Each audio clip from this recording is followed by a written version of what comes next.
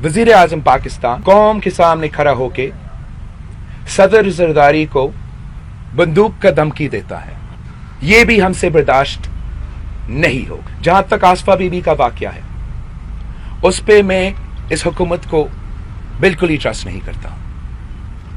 मैं एक ISI से दरख्वास्त करूंगा, इंटेलिजेंस एजेंसी से दरख्वास्त करूंगा कि आप इस इंसिडेंट को इन्वेस्टिगेट करें और आप अपना तरफ से भी एक रिपोर्ट तैयार करें।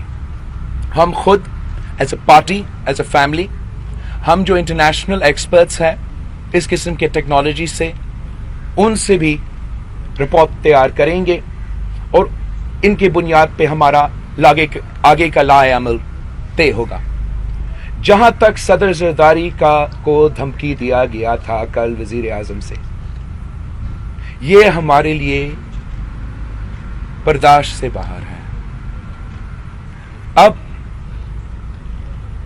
इस मुल्क की खातिर, जमहूरियत की बहाली की खातिर, इस अवाम की मुआशी हकूक की खातिर, इस अवाम की आज़ादी की खातिर हमारा ख़ानदान ने, हमारा जमात ने बेइंतहा कुर्बानियाँ दी। कायदे अवाम शहीद शाहनवाज भुट्टो, शहीद मीर मुर्तज़ा भुट्टो, शहीद बेनज़ीर भुट्टो, बस अब हम बर्दाश्त नहीं करेंगे।